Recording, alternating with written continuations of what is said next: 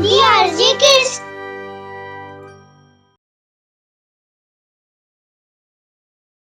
जादुई चाकू। राहुल एक बहुत ही गरीब परिवार से था। वह किसी होटल में बर्तन मांजने का काम किया करता था। बर्तन मांजने के बाद रात को जो बचा खुचा खाना मिलता था, उसी से वह अपना और अपनी माँ का पेट भरता था, जो आंखों से अंधी थी। राहुल बहुत ही नेक और ईमानदार लड़का था। वह होटल में काम करने के बावजूद भी बिना इजाजत के किसी खाने को हाथ नहीं लगाता था। एक दिन की बात है। मुझे आज बहुत जोरों की भूख लगी है। क्या करूं? भूख बर्दाश्त से बाहर हो रही है। अगर मालिक को बोलूंगा तो वो मुझे बहुत मारेगा, और हाँ, काम भी हाथ से जाएगा, वो अलग। राहुल हिम्मत करके मालिक से कहता है, मालिक, बहुत तेज की भूख लगी है। रात की जगह अभी कुछ थोड़ा खाना दे दो ना, बाकी का रात को दे देना। अगर मैं तुझे खाना दे दूंगा तो ग्राहकों को क्या खिलाऊंगा? चल जा यहाँ से और झूठे बर्तन मांज। अगर बर्तन नहीं मांजे तो रात का खाना भी नहीं मिलेगा। राहुल बर्तन मांजने लग जाता है और बर्तन में बचे हुए खाने को खाना शुरू कर देता है, जिससे थोड़ी देर के लिए उसकी भूख शांत हो जाती है। चलो, अब थोड़ी सी भूख शांत हो गई। अब और बर्तन मांज देता हूँ, जिससे अपने घर के लिए खाना लेके जा सकूं। राहुल फिर से बर्तन मांजना शुरू कर देता है। रात हो जाती है तो होटल बंद करने का समय आता है। तभी होटल का मालिक उसको एक पैकेट देता है, जिसमें कुछ खाना होता है। राहुल उस पैकेट को लेकर घर आ जाता है। आ गया बेटा, आज तो तूने बहुत वक्त लगा दिया। देख, मुझे लगता है रात बहुत हो गई है, चारों तरफ सन्नाटा है। हाँ माँ, थोड़ा ग्राहक ज्यादा थे, इस वजह से देर हो गई। देख, मैं तेरे लिए खाना लेकर आया हूँ। हाँ बेटा, जो तू लेकर आता है वही खा लेती हूँ। मैं तुझे तो खिला नहीं सकती, तेरे ही भरोसे हूँ। ला जल्दी से खाना दे, बहुत तेज भूख लगी है।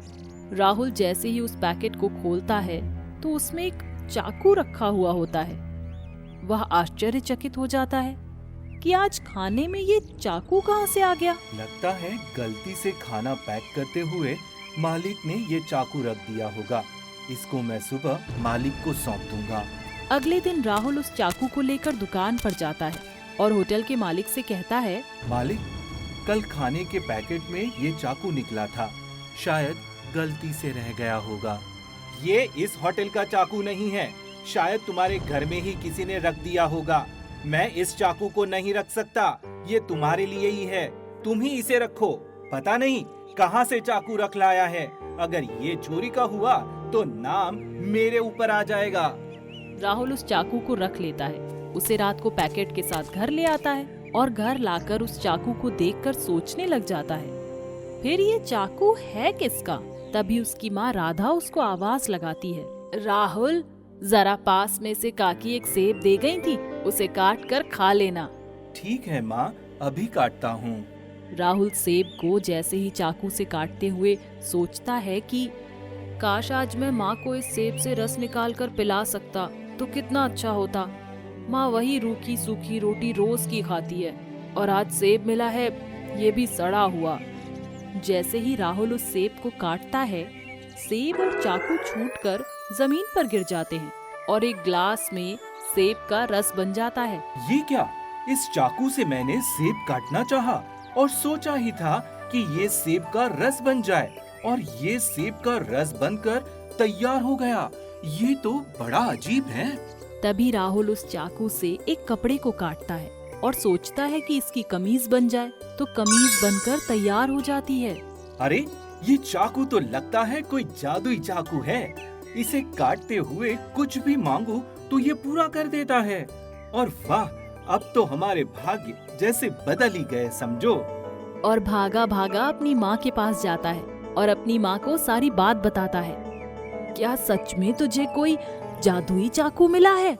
मैं तो देख नहीं सकती, पर तेरी बातों में सच्चाई नजर आती है। हाँ माँ, सच में वो चाकू जादुई है। उसे जो मांगो वो दे देता है। ये तो बहुत अच्छी बात है, पर अगर तुझे कोई चीज ऐसी मिली है तो तेरी सारी इच्छाएं पूरी करती है, तो तुझे उस पर घमंड नहीं करना चाहिए, बल्कि उसकी सहायता से सबकी मदद करनी चाहिए। जिसको भी किसी चीज की जरूरत हो, तुझे उस चाकू से उस चीज को दे देना चाहिए। तुम सच कह रही हो माँ, मैं सबकी मदद करूँगा और साथ ही साथ इस चाकू की सहायता से मैं एक अपना व्यापार शुरू करूँगा, जिससे उस व्यापार से आने वाले पैसे से मैं सबकी मदद करूँगा। तभी राहुल सोचता है कि मैं क्यों ना अपनी माँ की आंखों की रोशनी इस जादुई चाकू से मांग लूं, और वह उसे राधा की आंखों को मांगता है। तो राधा की आंखों की रोशनी भी वापस आ जाती है। राहुल, देखो मुझे सब कुछ दिखने लगा है और मैं सब कुछ देख सकती हूँ। मैं तुम्हें भी देख सकती हूँ, इस घर को भी देख सकती हूँ। ये कैसे हो गया? माँ, मैंने इस चाकू से तुम्हारी आंखें मांगी थी और इसने तुम्हें अपनी आंखों की रोशनी दे दी। अब राहुल उस चाकू की मदद से खुद का एक होटल खोलता है, जिससे वह हर भूखे व्यक्ति को भोजन कराता है, जिसका दाम बहुत ही कम होता है। पर वह दाम उसी से लेता है जो उस दाम को देने के काबिल हो। गरीब इंसान से वह पैसे नहीं लेता, बल्कि फ्री में खाना खिलाता है।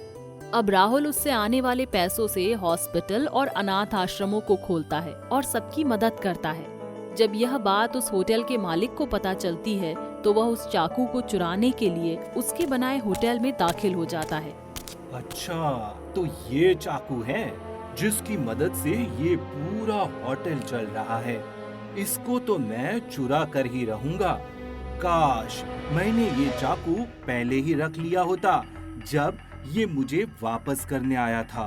मालिक जैसे ही उस चाकू को हाथ लगाता है, चाकू बहुत तेज गर्म हो जाता है। इससे मालिक का हाथ जल जाता है। अरे, ये तो बहुत तेज गर्म है, इसको तो छुआ भी नहीं जा सकता। राहुल इससे कैसे काम करता होगा? लेकिन मुझे इस बात से क्या, मुझे तो ये चाकू चाहिए। जैसे ही मालिक उस चाकू को दोबारा छूने की कोशिश करता है, चाकू उससे उसको मारने के लिए दौड़ पड़ता है। वो जान बचाकर भाग जाता है। ये सब नजारा राहुल देख रहा होता है। वह समझ जाता है कि अब इस जादुई चाकू का आज पता लगने लगा है। तो वह उस जादुई चाकू से कहता है, जादुई चाकू, तुमने हमारी बहुत मदद की। हम तुम्हारा एहसान कभी नहीं भूलेंगे।